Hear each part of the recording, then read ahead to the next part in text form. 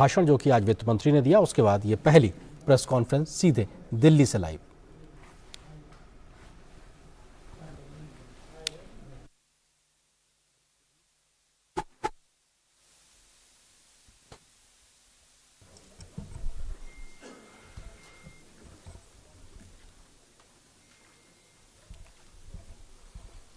Good afternoon, friends. I welcome you all to this important post-budget press conference today. At the outset, I would congratulate Honorable Union Finance Minister Srimati Nirmala Sitharaman ji for presenting a growth-oriented futuristic budget for the year 2023-24. I welcome you, ma'am, to this press conference. I also take this opportunity to welcome the Honorable Ministers of State, Sri Pankaj Chaudhary ji and Dr. Bhagwat Karaj ji. On this occasion, we also have with us Finance Secretary Expenditure, Dr. T.V. Somanathan, Secretary Economic Affairs, Sri Ajay Seth, Secretary Deepam, Sri Tuhin Kant Pandey, Secretary Revenue, Sri Sanjay Malhotra, Secretary Financial Services, Sri Vivek Joshi, Chief Economic Advisor, Sri V. Anant Nageshwaran. I welcome you all to this press conference. Friends, first the Honorable Minister will give her opening remarks. Thereafter, we will be taking questions from you. Before I request the Honorable Minister, I must request you all to please follow the norm of one organization, one person, one question, please. Don't club too many questions together. That will help us give opportunity to friends. With this, I request Honorable Minister of Finance to proceed. Please begin the opening remarks.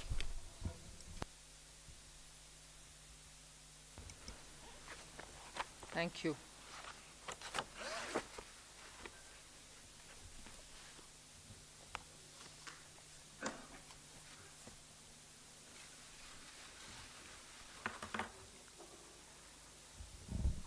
Good evening, and thank you for being here now after the budget has been laid on the table of the House.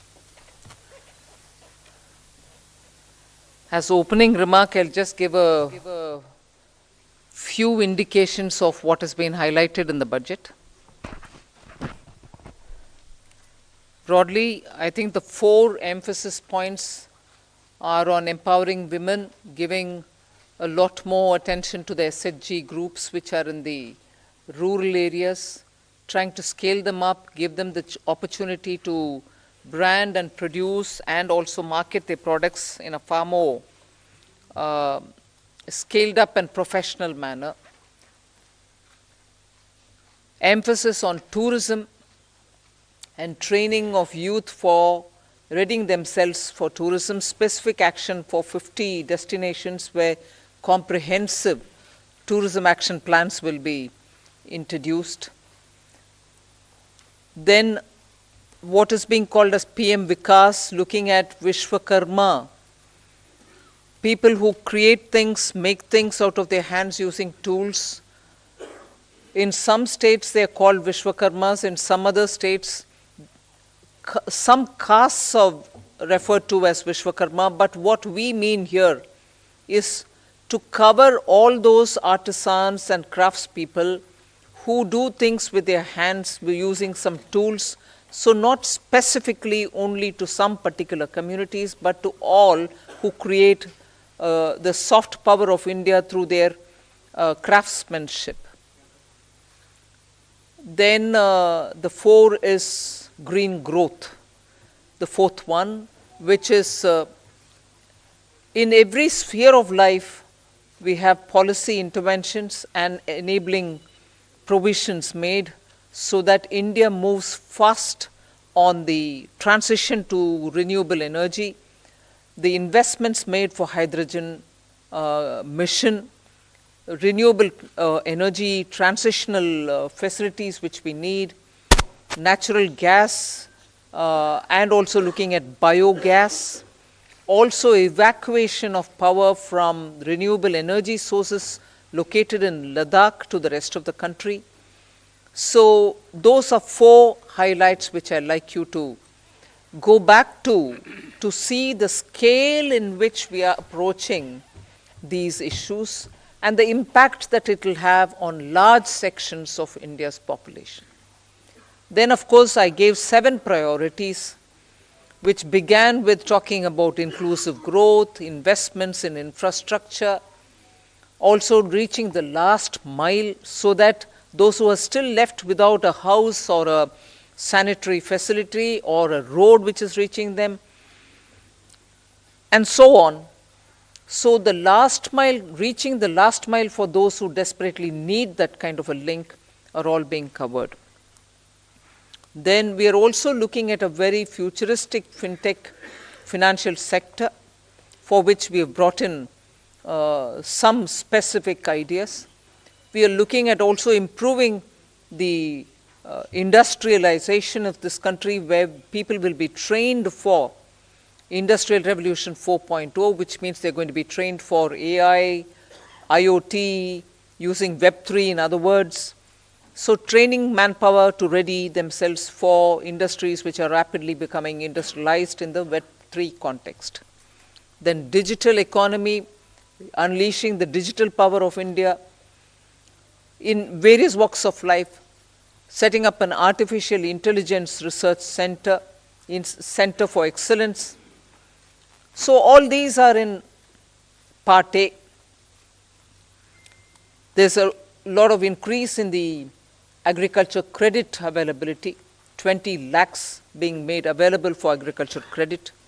Also a sub-scheme under the PM Matsya Sampada Yojana, making sure that people living in the coastal areas are going to benefit from it, fishermen are going to benefit from it. Now, if largely the part A has looked at these, part B has aimed at rationalizing the customs duties, also making sure personal income tax, after a very long time, has had substantial changes which will benefit the middle class.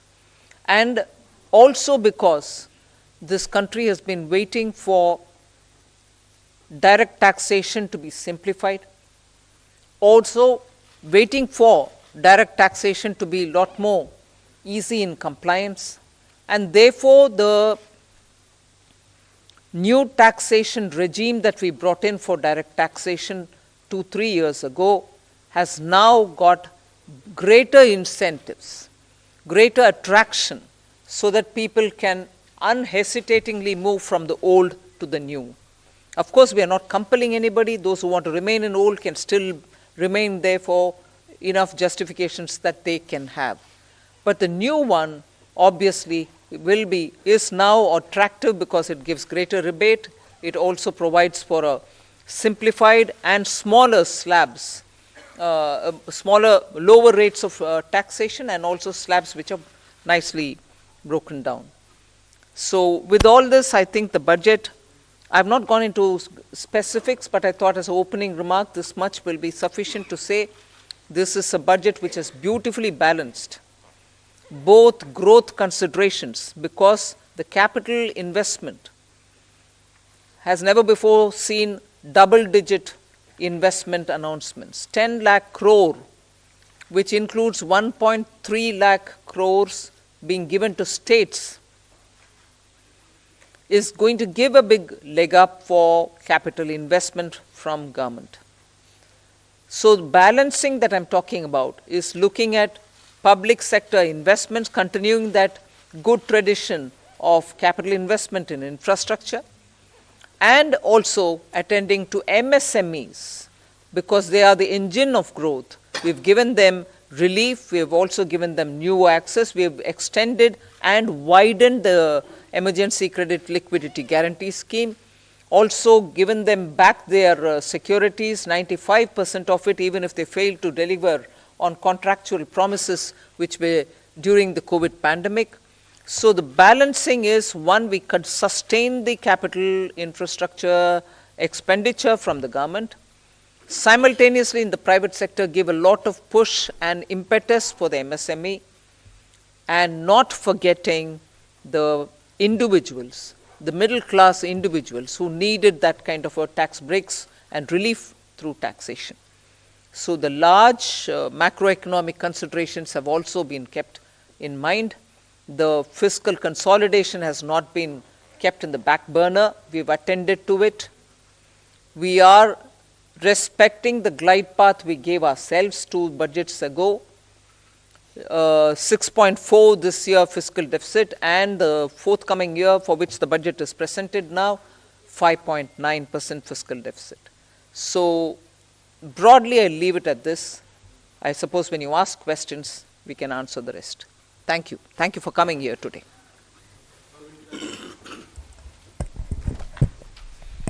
Good afternoon, ma'am. Good afternoon, ma'am. Shishir here from Hindu Business Line. Ma'am, my question is that when there is an announcement for 7 lakh rupees under new tax regime, that will no tax to be paid, and then you are talking about rejigging the new tax regime, does this mean that this is the end of exemptions for various incentives, exemptions for investment and savings? Well, I've already addressed this, I think. We want to make the new tax regime, which is without exemptions, attractive enough for people to think that this will be the best option for them because it gives them better rates. It doesn't also make the compliance a burdensome exercise. If rates are so low, you're going to benefit net by paying lesser tax. Even those exemptions that you would have otherwise gained from would have resulted in probably net amount being the same. So we made this a lot more attractive. But if there are people who still think that being in the exemption regime, which is the old regime, benefits them, they're welcome to continue where they want. But yes, the ultimate interest is to make the simpler regime more attractive. And that is why we've come up with this.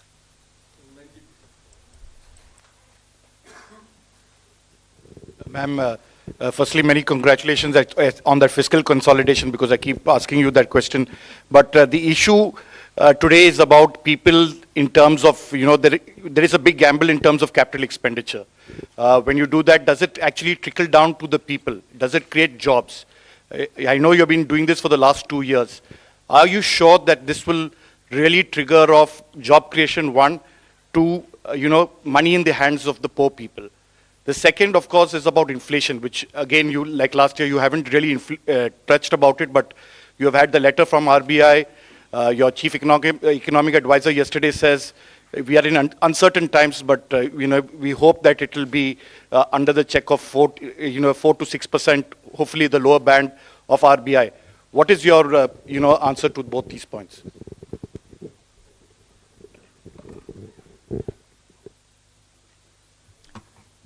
First of all, on the inflation, I think, yeah, you're right in saying RBI wrote a letter and what. But in the meanwhile, you've seen inflation come down, both the CPI and WPI. Action is being taken by the government. We take inflation-related steps as and when things develop in the ground and in response to it. And that has borne result. So inflation is not something which we are looking the other way while it is changing up and down. We have kept attending to it, and as a result, you find the result.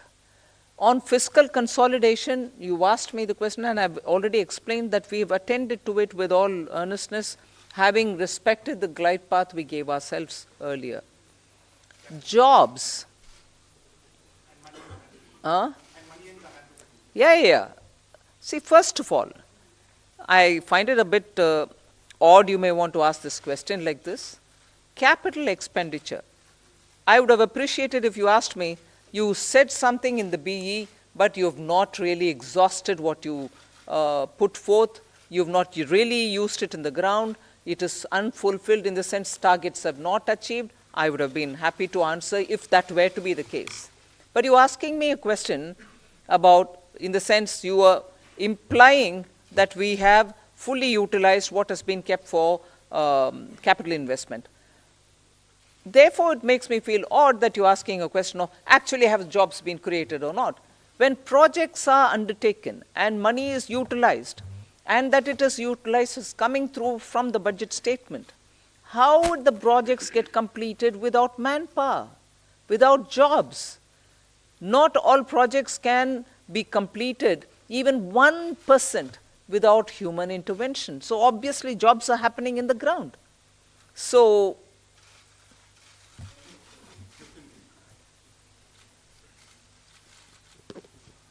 Ma'am, I want to ask you, ma'am here. Ma'am, I want to ask you what percentage of taxpayers had moved to the new tax regime in the last assessment year? And is there a number that you expect, 50%, 60%, whatever? And number two, ma'am, there's a specific mention for expenditure towards MSMEs. Now, is there an estimate of how much, what was the dues that companies had claimed as expenditure and which has not actually been paid to the MSMEs? Sanjay, you want to answer on? On your second question, that is on the MSMEs, well, we don't have that data. Certainly, we don't have that data. And it's not, I mean, we don't take that data from the taxpayers in their returns. So that data we will not have. But certainly, you know, we are all aware of this huge problem of timely payments not being made to the MSMEs. So in that direction, you know, this is certainly a positive step. Coming to your first question on the exemption-less regime, let me say that for companies, the 22% tax regime that we got, 61% of our tax now, the corporate tax, more than 60% is actually coming from the exemption-free tax regime.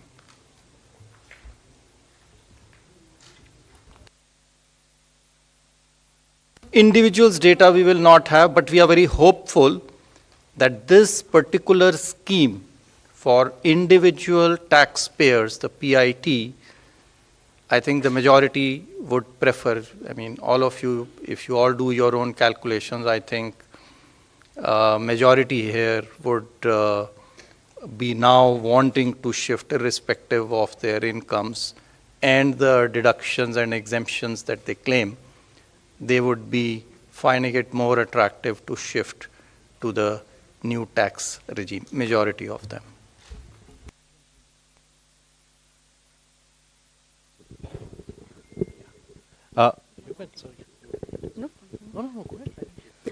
Ma'am, very good afternoon. Congratulations on a great budget. It's very clean, simple, nicely done. Ma'am, one quick question on CAPEX and one more on petroleum subsidy. Ma'am, your CAPEX for RE is lower actually in terms of the spend as of now. But the target is, you know, greatly stepped up for FY24. So what gives the confidence that it will be all utilized? That CAPEX RE is lower, ma'am. 7.28 versus slightly lower. And a big jump for FY24. So what gives the government the confidence that all of it is going to be utilized and well spent? That's one, ma'am. And second, ma'am, on the petroleum front, the LPG subsidy has been kept pretty low. You had announced certain additional measures last year in May, along with the deep cuts in excise on petrol, diesel. So what happens to those announcements regarding LPG subsidy? They have not been rolled over. And plus, ma'am, there is a demand coming in from oil cores now after LPG losses that you have made good by giving them money. That something needs to be done on fuel also. So would the government consider? What was the last bit? Something has to be done for who? Basically, demand coming in from oil cores in terms of... oil marketing companies. Yes, cash compensation. The money for which fuel. is now being given is not for that. Not for that, ma'am. So, all of it. So, on your first question on capital expenditure. So, yes, the revised estimates are about 97% or 98% of the budget estimate. Yes, there is a slight deviation. It's mainly on the state capital expenditure, which is falling short of the 1 lakh crore. Actually, the central capital expenditure is going to exceed the budget estimates. State capital expenditure is not expected to reach the 1 lakh crore figure because some portions of the state capital investment scheme have reform conditions. So some states have not been able to meet some of the conditions. Therefore, we expect, I think the figures are there, about 76% of the state capital expenditure scheme is likely to be spent. That's the revised estimate. So the shortfall is actually on the state side, not on the central side. Point number one. What gives you the confidence for next year? I think if you look at the allocations that have been made, they've made in actually the increments are in 4 clear areas. One, railways. The railways has enough projects to absorb the additional capital expenditure. The second is highways. They have adequate projects running to absorb this capital expenditure. The third is states, 30,000 crores. Now, yes, that there will always be a challenge, but I think the states are gearing up now. This 2 years of this experiment has helped them to improve their spending capacity. And we are also seeing an uptick in the second half of this year on the state capital expenditure. So I'm reasonably confident that the states will absorb the 1,30,000 that has been provided. And the other big item on the central side is the petroleum capital expenditure, which is for retrofitting of refineries to meet emission standards and pollution standards, and partly for augmenting our strategic reserves. So these, I'm quite confident that we'll meet the expenditure targets. Please.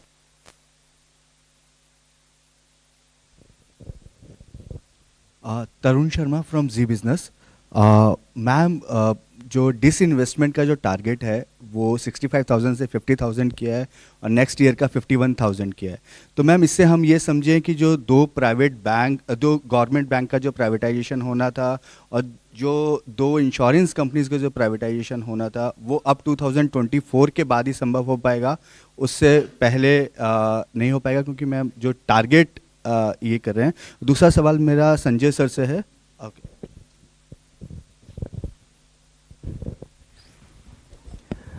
जैसा कि आपको विदित है कि disinvestment तो market conditions और कई चीज़ों से निर्भर करता है, तो उस हिसाब से जो प्रैक्टिकल और प्रूडेंट टारगेट है वो रखा गया है।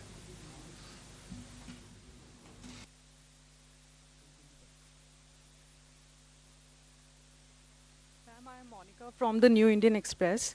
Ma'am, what was the need to lower effective tax rate for high income group at this point in time? And also tax collection at source has been increased from 5% to 20% or on overseas tour package. So what is the reason behind this massive increase? See, the tour packages are generally taken by people whose effective tax rate is certainly more than 30%. So if we are charging them 20% TDS, I don't think it is high. We have, our attempt always has been to charge TDS at more or less similar rates, if not exactly the same rates. So that answers your question number 1. Question number 2 on, I think you are referring perhaps to surcharge, which has been reduced. Well, our rates, the highest tax rates in our country were amongst the highest, even more than, some of the developed countries. And so, in any case, it was introduced as an interim measure, and so that has now been reduced, so that the effective tax rate, highest effective tax rate becomes 39%. I'd just like to supplement that. There is a consistent theme, if you see, both on the new tax regime and on the changes that you're seeing in this budget, that the move is towards lower rates, but fewer avoidance measures and exemptions. So if you look at high net worth individuals, there are a number of tax avoidance removal measures in this budget, along with the reduction in surcharge. So if you look at market-linked debentures, if you look at very high-value insurance policies, and a few other measures. So the marginal rate is coming down, but some of the devices used predominantly by those in that highest marginal tax rate are also being rationalized. So it's not necessarily a net reduction, it is a reduction from a high marginal rate inducing certain avoidance devices to a lower marginal rate with fewer opportunities to avoid. 74, please.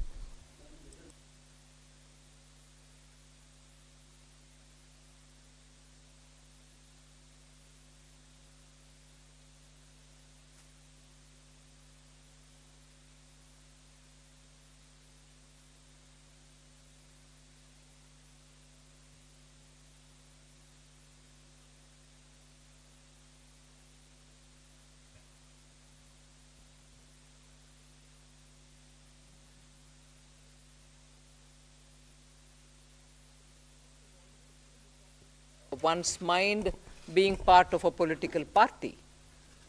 But consistent with what we believe, we placed our emphasis and priorities on those. And that's what you've seen in the budget.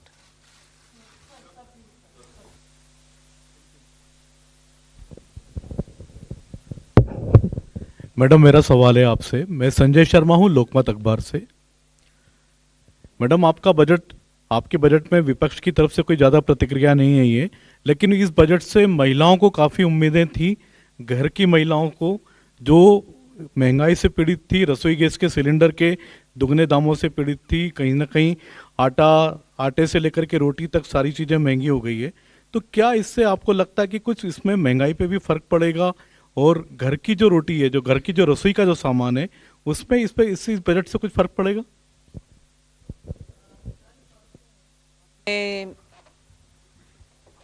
Government का निर्णय को देखे होंगे कि गेहूं के लिए market में रिलीज करने के लिए आदेश हुआ है, जिससे गेहूं के दाम कम होने के इतना क्लियर इंडिकेशन है, जिससे सीधा घर में रसोई में फर्क पड़ेगा ही पड़ेगा। सो उसको आप बोलना नहीं है। ये नहीं है कि मैं उसके ऊपर कुछ बजट में नहीं बोले, मगर बजट से बोलने से पहले एक्शन ही हो गया है ना, कि घर की रसोई के लिए गेहूं आटा के लिए मार्केट में रिलीज करने के लिए निर्णय सरकार ऑलरेडी कर चुकी है। एक मिनट। साथ ही साथ जो है महिला जो है वो भी एक परिवार का सदस्य है, तो जो रिलीफ जो इतना टैक्स पर्सनल इनकम टैक्स में दिया गया है वो भी परिवार के पास में और महिला के पास में आएगा, उसके हाथ में आएगा, जिससे वो अपना घर का खर्चा चला सकती है। सो वो भी एक महिला के लिए, हमें नहीं देखना चाहिए कि महिला के लिए नहीं है, वो भी महिला के लिए एक बेनिफिट है। गेहूं पुरुषों के लिए भी है और महिला के लिए टैक्स भी है। Hi ma'am, Meghna Mittal from ET Now.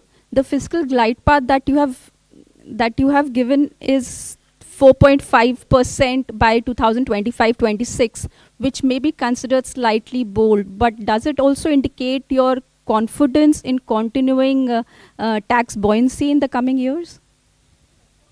Somanathan has already answered it. Yes, tax buoyancy, as you saw even yesterday, GST collection figures have come. Direct taxation buoyancy is also observed in the current year.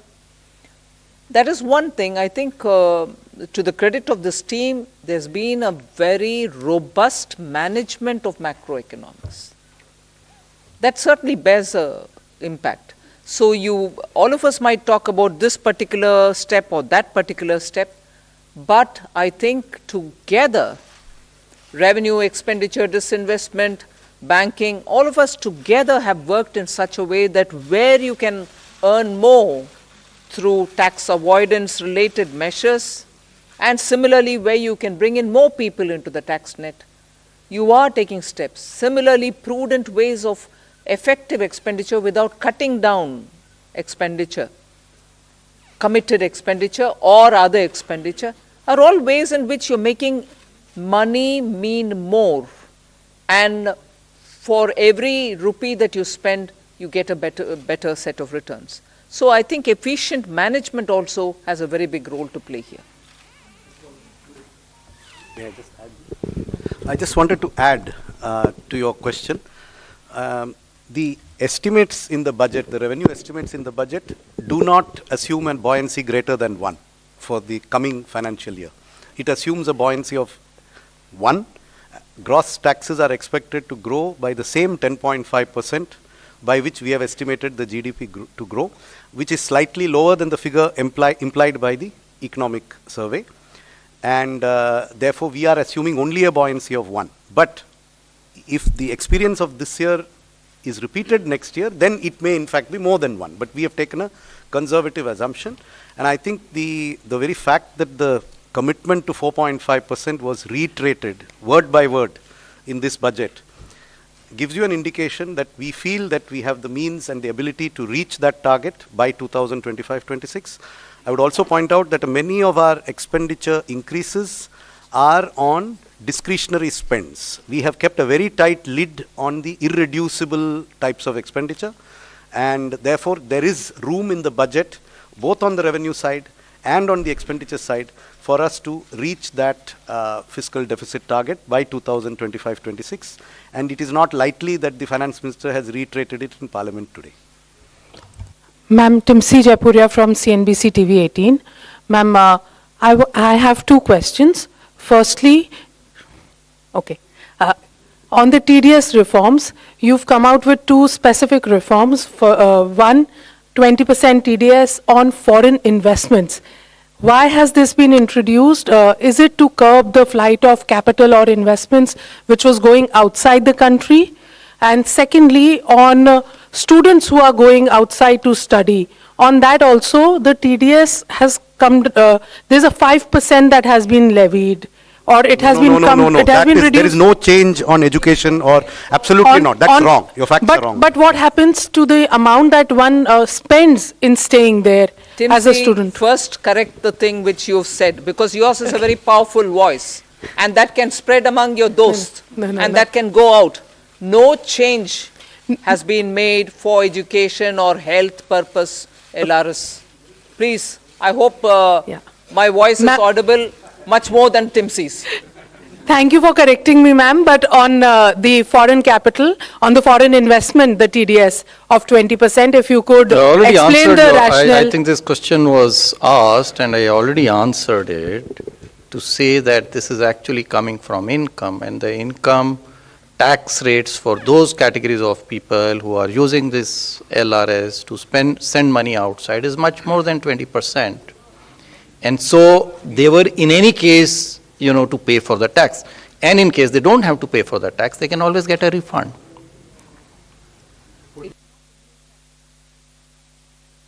It is our impression, and there is enough information to indicate that there are quite a lot of people who are able to make these remittances, but whose tax returns are disproportionately low compared to what they send as remittances. Now that means if you don't collect the tax at source, you have to take measures later to catch them. That is much more difficult. If you are able to make remittances to invest in a property in Manhattan or in a stock brokerage account in Dubai, or if you are going to take a 30-day tour of the world, almost certainly your effective tax rate will be 20%. So, yes.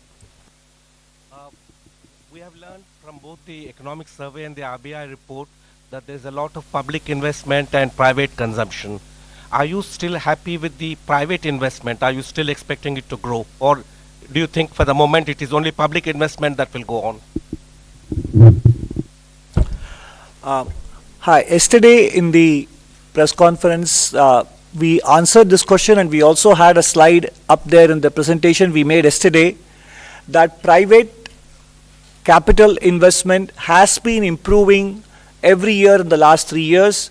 For example, in the first half of 2021, based on quarterly earnings reports filed by listed companies, the capital expenditure was 2.1 lakh crores, which increased to 2.4 lakh crores in 21-22 in the first half, April to September. And 22-23, it has gone up to 3.3 lakh crores. And then you look at the RBI survey on capacity utilization and investment spending plans of the respondents. There is a very clear sign that many private sector companies are looking to enhance their capital expenditure. So both in terms of intent and in terms of actual spend, private capital investment is showing very clear signs of revival. Thank you.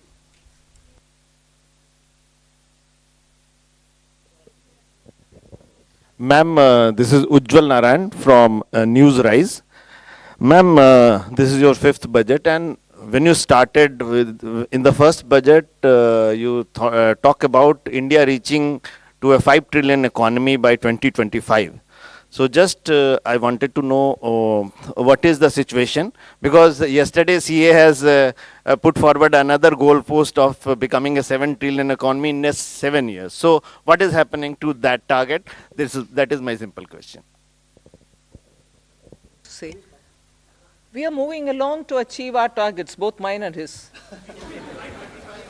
We'll achieve.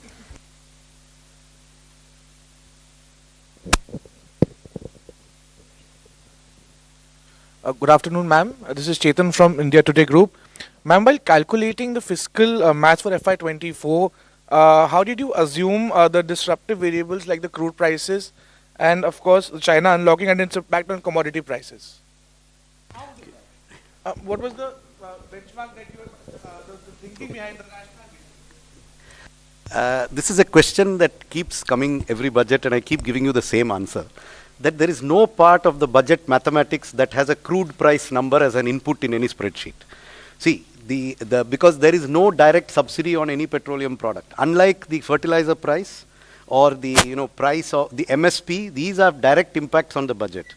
The petrol price would have an impact only if it triggers some major change in the tax system. Otherwise, the petrol, diesel, oil prices do not directly affect our budgeting. So it is not that there were days, maybe 10, 15 years ago, when there was a lot of subsidy on these commodities. At that time, a crude price assumption was inherent in the budget. Today, there is no inherent crude.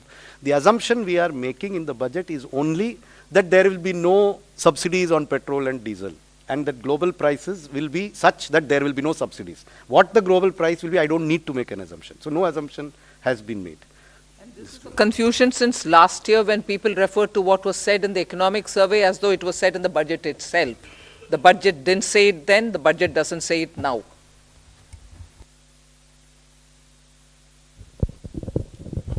मैं आमिर हूँ news nation से। पहला सवाल तो ये कि जब शुरुआत हुई थी एक तरह से मोदी सरकार की, तो कहा था कि अर्थव्यवस्था को बेहतर करने के लिए कड़वे घूंट पीने पड़ेंगे और बहुत ही कड़े मेजर्स लिए गए स्टार्टिंग में। लेकिन आज ये देख रहे हैं कि सरकार ने कड़वे घूंट पिए हैं जनता को खुश देखने के लिए। तो क्या ये एक चुनावी बजट है, इसको मानती है? और पहला ये, दूसरा ये कि इनकम टैक्स में जिस तरह से जो छूट की सीमा है, जो पहला फेज़ है आपका जिसमें 7 लाख तक की छूट है, तो उसमें वो फेज़ आपको लगता है कि इससे राजस्व पर भार पड़ेगा? कितना भार पड़ेगा, कोई एस्टिमेट है इसमें? We have said it in the budget speech itself as to what is the net revenue foregone. उसका घोषणा ही कर चुके हैं हम, हिडन नहीं रखे। सो वो आ गया है 35,000 direct taxes 37,000 crore, indirect taxes 1,000 crore, additional revenue through indirect taxation measures 3,000 crores, and so net is 35,000 crore.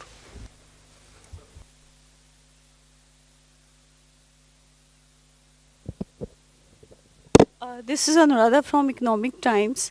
In your budget speech, ma'am, you spoke about the review of financial sector regulators. So can you elaborate a little bit more on that? Something? Some of these exercises, when the regulations are brought in, they serve a purpose, thereafter the economy changes. So all the regulators have been doing it as part of their exercise, but there's a time now to take up a comprehensive review. And you will recall, RBI had formed a committee, they did it in 2020, they came out with a report in 2021. That is an ongoing process, and other regulators also will travel in that direction, that their regulations are what the economy needs today, whatever tweaking is required, they will take up that steps. There's their own review, not by them.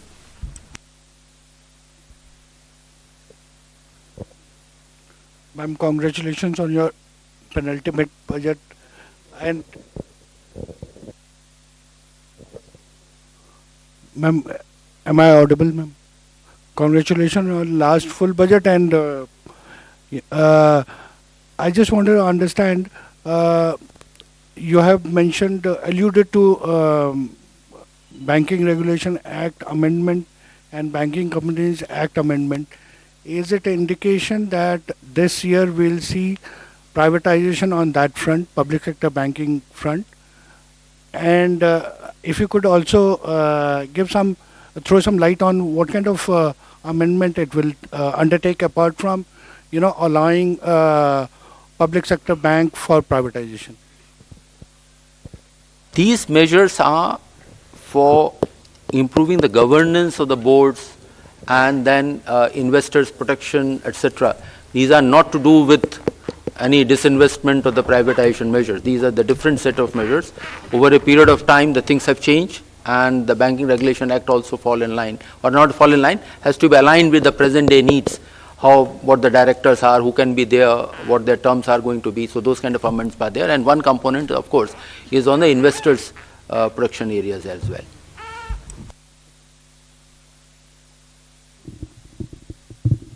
Good afternoon, ma'am. I'm Rima Sharma from Potibimba Life. My question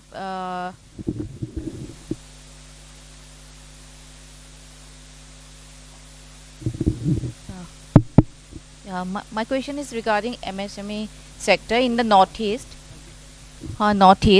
especially in Assam. During pandemic, that Assam handloom sector and bamboo sector badly affected. Many artisans forced to close their work. So in your budget, you have saying something MSME sector. You have given some relief and widen the possibilities. So as Gamusa also getting GI tag this time. So do you have any special relief for the Assam and northeastern artisans, especially in the handloom sector and bamboo sector?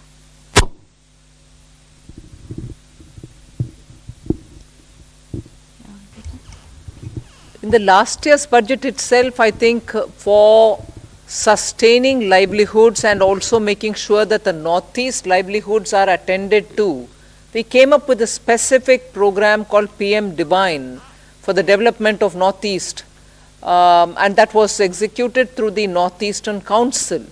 So that program continues, and that will take care of livelihood related, whether it is in the weavers or in any other such community. But after getting the GI tag in the Gamusha, do you have any special package for the encourage to the handloom sector?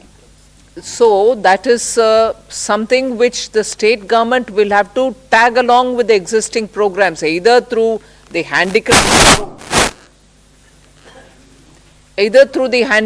program, the artisan and other things that we're coming up with, for which the rules will come out. Either they can use it, or the textile ministries. I'm sure they can always find out from the textile ministry for GI tagged Gamusha. They can ask for a dispensation. So this is possible, but that is for the state government to interact with the respective ministries. Can you a little bit elaborate what kind of I can't elaborate more, ma'am. You should ask the state government to deal with it for the respective ministry. In your budget relief, what kind of relief you have given? Can you little bit elaborate it? In my budget relief. The MSME sector. For MSME or for Gamusha or for GI, what are you asking? I'll send you some information. Ma'am, let's move on with other questions. Good evening, ma'am. Arup from Business Standard. Ma'am, in this year's fiscal policy statement also you're speaking about unprecedented global headwinds and challenges.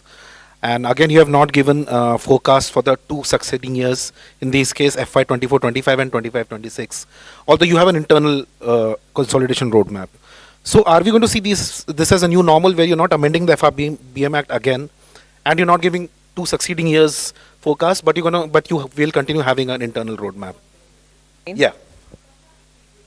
Yeah, but you're not amending for the third consecutive year, you're not amending the FRBM Act, and you're not giving two succeeding years targets.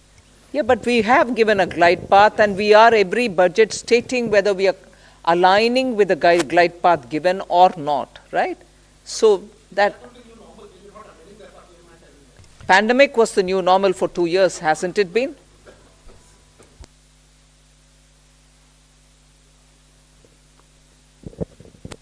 Hi, I'm Siddharth from Money Control here. The gross borrowing number is 15.4 lakh crores, net is the gross borrowing is 15.4 lakh, net is 11.8 lakh. Especially with real interest rates returning to positive territory in the last few months with the RBI hiking rates, do you see borrowing costs for companies rising, especially and perhaps the government crowding out the private sector, and could that impact private investments? So I think the question of crowding out, actually the increase in borrowing over the previous year is 8%. The economy has grown at a nominal rate of 15%. Over this same period. So this is a level of borrowing which I think will not lead to any incremental crowding out. In fact, as a percentage of the size of the nominal economy, the total gross borrowing is actually going to be lower in 23-24 than in 22-23. So incremental crowding out, I think, is not a significant issue, and that I do not think will lead to any impact on borrowing costs in the private sector.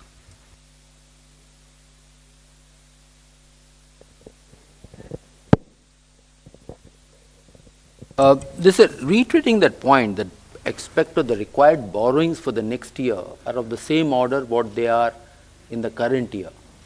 Of course, the size of the economy has gone up. So it is not that the more money is being taken out of the savings which are available into the economy.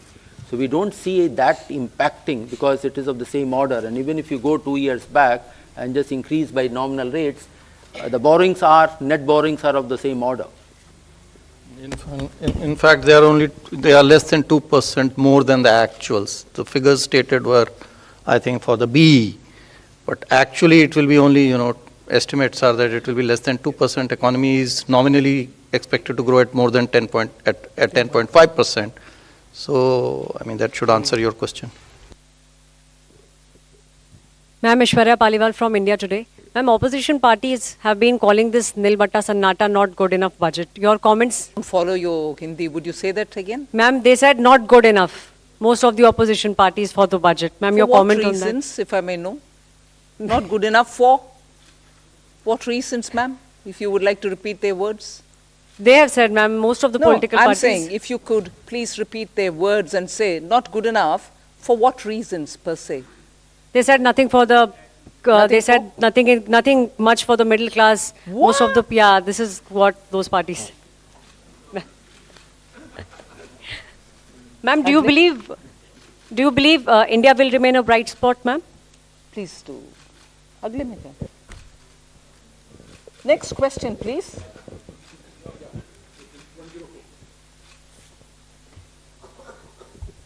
Ma'am, my name is Mukesh and I work for Newsrise. Just wanted to know, is there a component of green bonds in the... does it contain green bonds also? I mean, what would be the component of green bonds? Sovereign green bonds. Repeat your question, please. You interrupted me. So basically, in this overall gross borrowing that we have for the year, what component of that would be in form of green bonds? See, for the current year of $2 billion, one installment has already been done 1 week back, another one will be done a week later. So for the next, and the monies which we are going to raise now through these bonds, $2 billion, will be used for the projects which have been identified.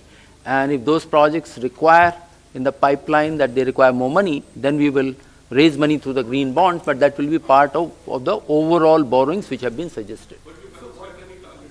Pardon?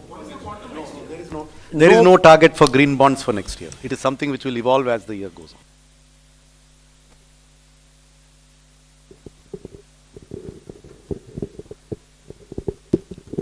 on. Ma'am, this is Premanshu from Anandavaya Patrika. You have said that your capital expenditure has reached 10 lakh crore, but the interest payment expenditure that has also reached 10 lakh crore. And the interest payment burden, it is almost 40% of the revenue received. So do you think it is a matter of concern for? It is always desirable for a government to have its interest payments as low as possible. But you are aware of the reasons for which government had to borrow a lot over the last 3 years. And all that I can say is the borrowings have been used very constructively towards growth-inducing investments and have not been frittered away on unproductive expenditure. Therefore, if the economy keeps growing at the rate that it has started to grow at now, then this is unlikely to be an unsustainable debt burden. We are quite confident that the interest burden will gradually come down as the GDP keeps growing. And to sustain that growth, the quality of expenditure, the quality of government expenditure is increasing. The revenue deficit is falling even faster than the fiscal deficit. So we are actually seeing an improvement in the quality of public expenditure, which will enable us to sustain this higher interest burden, which is a result of history. 2 years of COVID, where the entire globe has seen an increase in interest burden in all governments all over the world.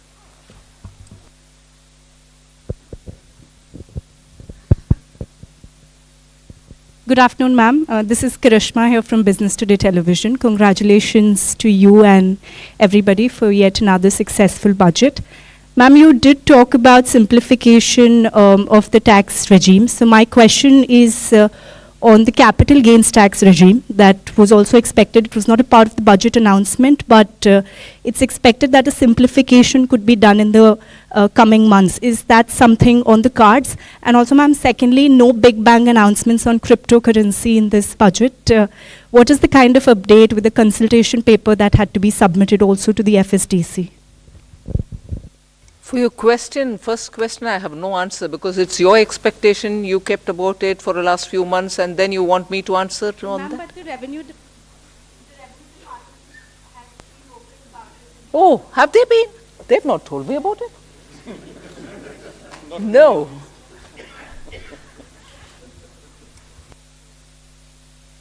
To say now. That's all right, but even then there's nothing to say now.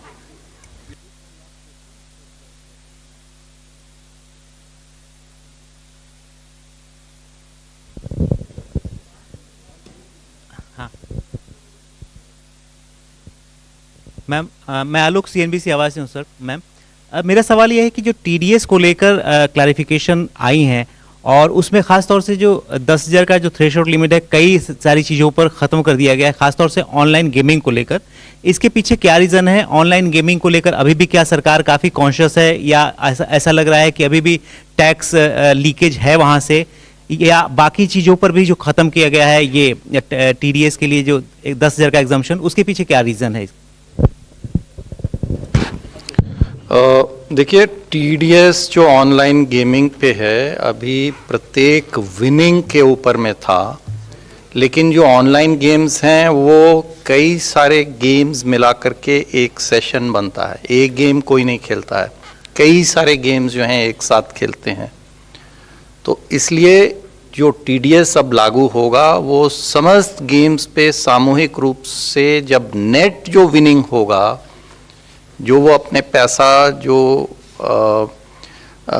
उनका जो एक account में से वो निकालेगा, तभी उसके ऊपर में देखा जाएगा कि कितना उसने प्रॉफिट कमाया है, कितना उसका विनिंग हुआ है। उसके ऊपर में टैक्स जो है लगेगा और उसी के ऊपर में TDS भी लगेगा। और यदि वो 10,000 रुपये से अधिक है तो TDS पहले लगता था, अब वो 10,000 की लिमिट हमने हटा दी। तो लिमिट तो हटा दिया है, लेकिन ग्रॉस पे लगेगा और नेट पे लगेगा और प्रत्येक विनिंग के ऊपर में नहीं लगेगा। ये हमने बदलाव किया है। So 2 changes have been made. One is that the taxation will be on the net winnings, because in online games generally you play a series of games over days. You don't play it, just one game and, like, you would be doing, say, race horsing would be, maybe once in a while. But this is over a period of time. So whatever are the net winnings, when you take that money from your account that you have made with the online gaming platform, the tax will be on that. So this is one change. The other change is that the TDS previously was on each winning, irrespective of the amount, on, 10,000 and more. If the winning is 10,000 and more, so some of the online gaming companies were keeping winnings lower than 10,000, say 9,999. So that we have removed. So there is no now threshold on TDS. That is the second change.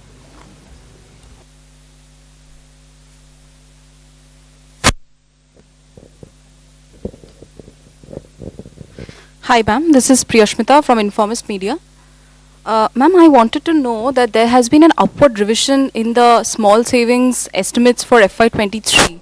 However, data suggests that there is a shortfall. So how do you plan to achieve it? Yeah, it's a good question, and I mean it shows good awareness of our numbers. I'm happy to see people read our deep statements with so much attention. It is a good question. What I can say is the market borrowing number is completely firm. That will not change. The remaining numbers have a little bit of fluidity, whether it is small savings, state government provident fund is a very fluid number. See, because if state governments change that number, it affects the overall balance of our funding plans. The market borrowing number is firm. The small savings number is, there is traditionally a seasonality where a lot of small savings comes in the last quarter because people plan their taxes in the month of February and March. So there is usually an upsurge. Will it reach this number or not? You see, these numbers are subject to a number of assumptions. But we are confident that in aggregate, the other sources except market borrowing, the aggregate of them will be close to what we have estimated. And therefore, I don't think this will have any impact on markets. Now, in terms of small savings, again, the date from which these new schemes come into operation is yet to be decided. So there are a number of factors on which the small savings number could fluctuate. But I repeat, it will not affect the market borrowing numbers. No, she's talking about FY 22-23 is my impression. Current financial year. Yes, I'm also talking about that. Again, the next year, 14 months before the end of the year, I cannot be firm on next year's numbers, but they are as firm as we can make them 14 months ahead of time.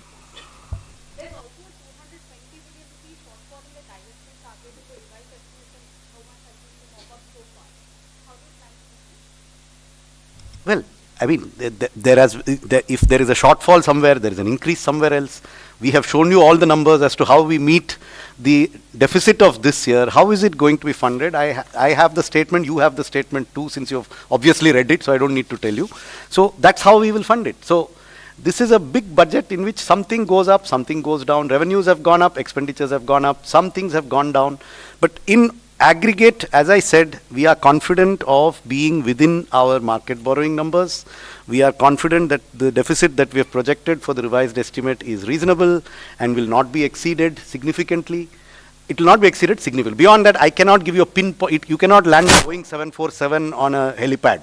So, it's a huge thing. There will be minor, fluctuations here and there. But at a macro level, our numbers are good. I am confident about our numbers.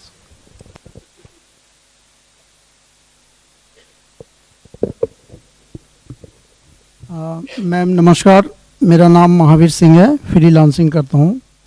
दो छोटे से स्पष्टीकरण चाहिए थे। एक तो 7 लाख रुपए तक की आय जो आपने कर मुक्त की है, वो दोनों उसमें है, पुराना और नया, या सिर्फ नए में है? ओके। और एक आपने घोषणा की कि जो गाड़ियों के स्क्रैप के लिए सरकार कोई सपोर्ट कर रही है, उसके पीछे क्या मंशा है सरकार की? क्यों इस तरह के उसको बढ़ावा दे रही?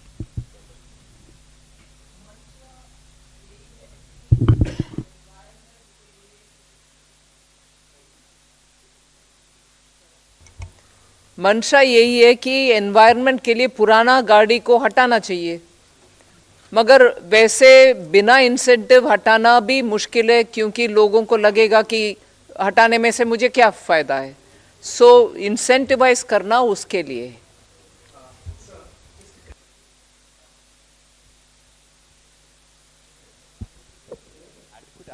Scrapping of vehicles and replacement of vehicles as well. What is the kind of outlay that will be there and that we'll see in the coming fiscal? I can see there are two parts to it. For the central government, all central government vehicles that are beyond the 15-year age limit will be scrapped. Those of them that need to be replaced will be replaced. This money is provided for in different departmental budgets because it is not a macro number that is planned centrally. The number is significant. It exceeds 1,000 crores. What it exactly is, I also don't know. I'd have to add it up from several books. For state governments, we are making this part of the scheme for state capital investment. If they need to replace old state government vehicles, then that support will come from this scheme. And they have to meet certain conditions on meeting the national scrapping policy. The aim is to get rid of polluting old vehicles in the government sector.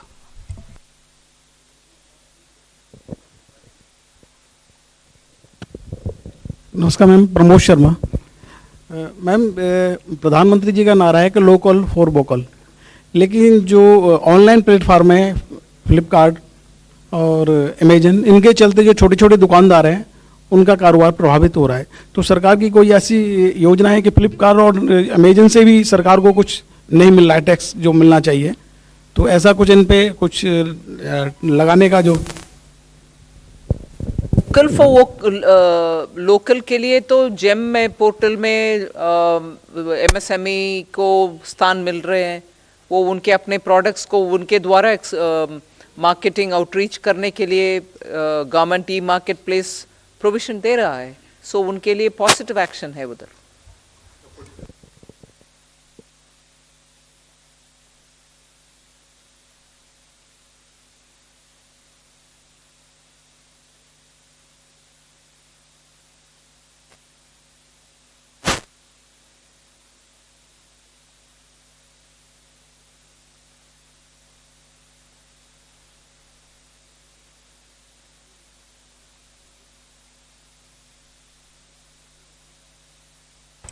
Precise numbers I don't have at this point of time, but the scheme is that if there's an arbitration award which has already happened, either of the party, either a government department or a government undertaking has challenged it, or the contractor has challenged it, and that arbitration award is being contested in any court, then depending upon the level of the dispute, a settlement can be reached between the two parties so as to reduce the amount of litigation which will be there. Yeah, it will be a voluntary, see, it is voluntary. Any dispute can be settled out of court by both parties. Traditionally, there are difficulties for government to take a discretionary decision on settling a dispute. So this will be a standardized set of terms depending on the nature of dispute and the level at which the dispute has been settled, or has been where there's an arbitration award, where there's a court award, where there's a Supreme Court award. There are different levels at which there is certainty or uncertainty. We will be coming out with a draft scheme which will be put out for consultation very shortly from the Department of Expenditure. So, no, it is only for domestic. Only domestic disputes. It will not cover international arbitrations or international cases. Definitely not.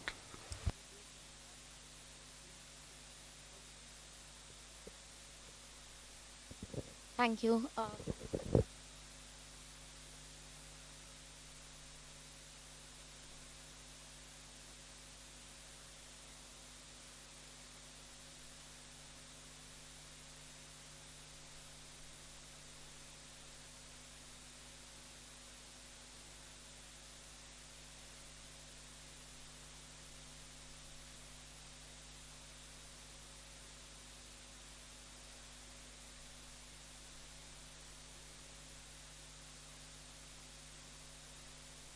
Want both of them to answer for each economic survey from his school of thought and us from our school of thought?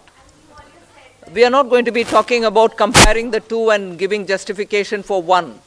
They come from their school of thought and we do it ours, right?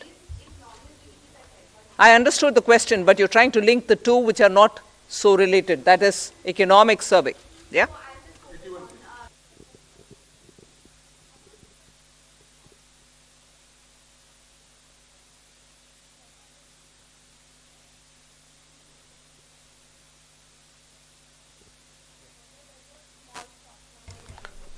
That is exactly what I mean. The dated security figure will not change regardless of changes in the other figures. That's your second question.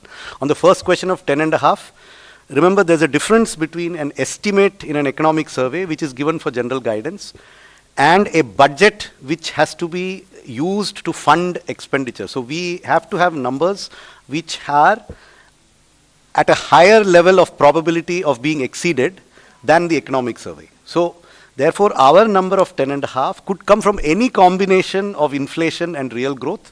We are expecting nominal growth to be at least 10.5%. That's the basis on which the budget is presented. Now, that can come from multiple combinations. I cannot tell you that it will be 6 and 4.5, or will it be 6.5 and 4, or will it be 7 and 3.5, or will it be 5.5? I mean, these are all, we are reasonably confident that we will exceed 10.5% nominal growth for the purposes of estimating our revenues, which is why we use that estimate.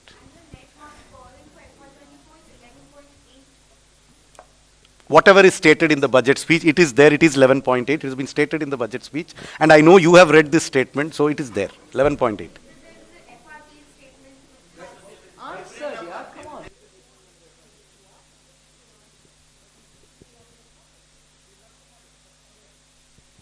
Good afternoon, ma'am. I am Nikun Johari from Reuters. You said that there will be changes to to improve governance for banks. So will there also be changes to the Bank Nationalization Act that will enable you to privatize 2 banks that you had announced earlier? And also, ma'am, is there a concern for the government? Our markets have fallen last few days because of decline in Adani Group stocks. So is that a concern for the government, because retail investors have also been impacted significantly because of this? I had answered that question earlier, that the proposed amendments have nothing to do with disinvestment or privatization of the bank. That is a separate chapter. As far as the second question is concerned, we in the government don't comment upon the issues relating with a particular company.